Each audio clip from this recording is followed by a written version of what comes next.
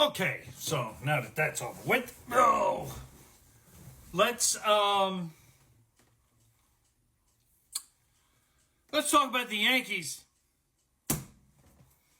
Now, Garrett Cole gave up a lot last night against the Mets, but I don't blame him so much. It's his second game back. He's still building up. It's still like a spring training for him.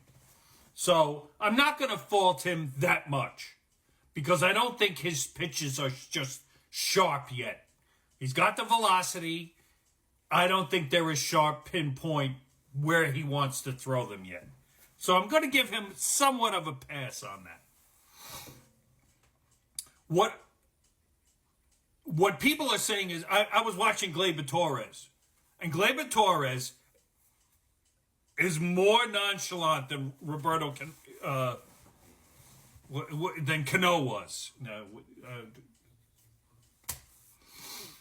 I forget his first name. He was here for years. I forget his first fucking name. Anyway, Cano, you know who I'm talking to. Those of you who know. So he flubbed another ground ball. He struck out with the bases loaded. I'd trade him, but you probably can't even get a bag of balls for him now. Trevino couldn't throw out the fucking trash, but I only get him halfway on that because these pitchers are very slow and they don't know how to keep people on. I don't know what they're teaching these kids in the minors on how to keep people close to the base. Of course, it doesn't help that you can only throw over twice now. But yeah, there's no Andy Pettittes anymore. Very few, if any.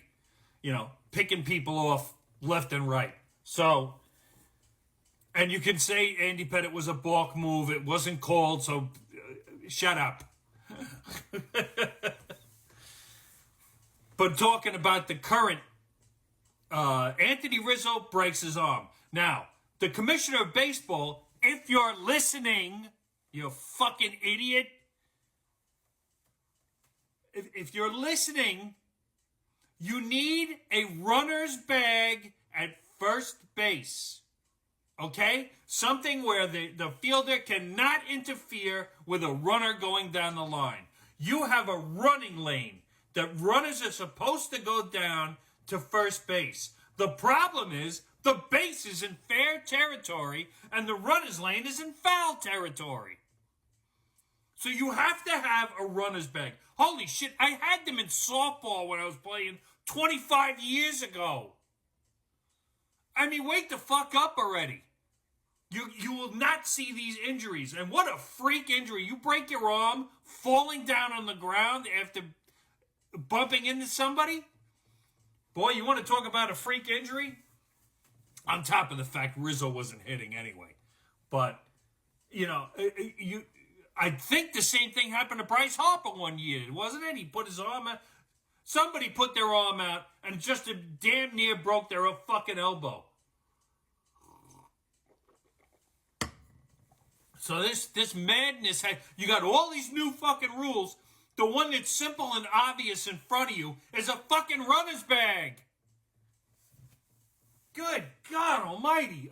I mean, you got your pitch clock, you got bigger bases, you only throw over twice, you got all these, you got the pitch comm now so nobody can steal signals. You've done all this, but the simplest thing, a runner's bag on first, you can't figure out for some reason. I don't understand it.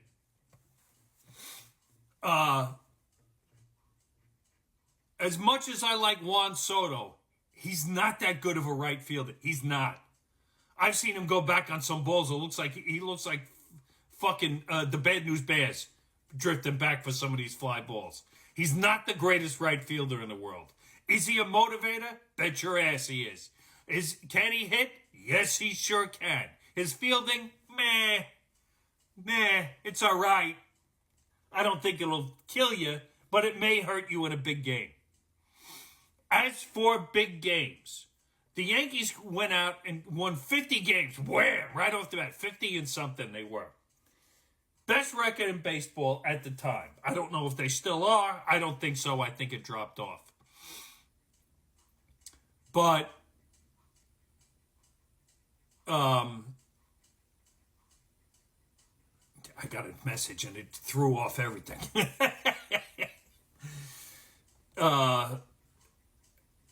He's a very good motivator. He's a very good ball player. He's not the greatest outfielder in the world. But I don't blame him for anything. The pitching has been suspect now. I think Gil is, or Heel, or however you say his name, that kid who was pitching great, I think he's finally come back to earth. I think maybe the video and the other teams have caught up to what he's doing. So now he has to adjust. But if you look at the Yankees, and they, like I said, they ran out to that 50 game, they had 50 wins, they were the best in baseball, They go through 3 different series, and now they're getting their head kicked in. And they're all against, except for Boston and the Mets, playoff caliber teams. That tells me that against playoff caliber teams, the teams you have to beat to get to the World Series, you can't beat. You have lost 5 of 7 to Baltimore. Houston is starting to get their act together. Even though you beat them, they're now starting to get their act together and starting to move up in the standings. The Central's garbage. They could have a guy with a 100-win fucking season and they still wouldn't make it to the World Series. It's asinine. It makes no sense. They've had very good teams in the Central between the Twins and the Cleveland Indians over the years, and they can't get over the hump no matter what. They run, for some reason, the Yankees have the Central's number. But when it comes to Boston, Boston beat them 2 out of 3.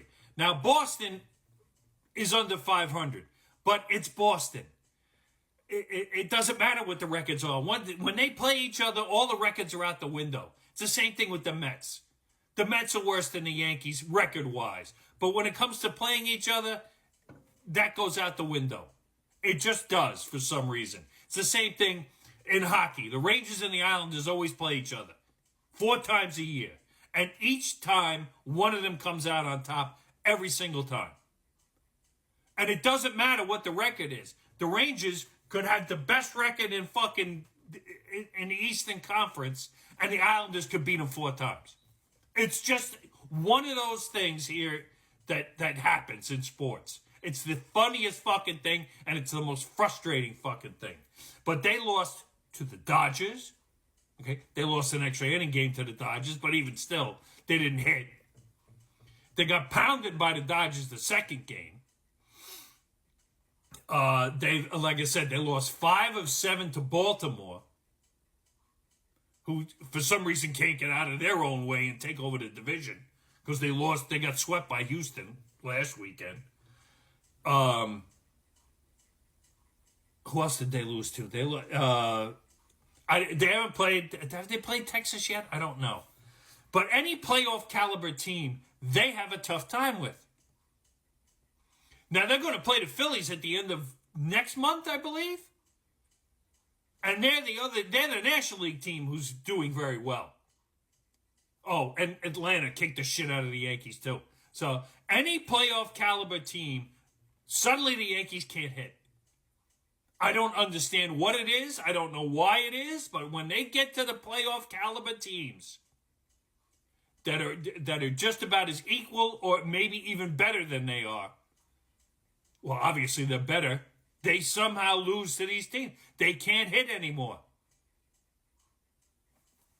It's the oddest thing. And I can blame Cashman to a point, but for some reason, when they get to the playoffs, they can't get out of their own fucking way. They can win 110 games, and they still would fuck up the playoffs because all of a sudden they couldn't hit.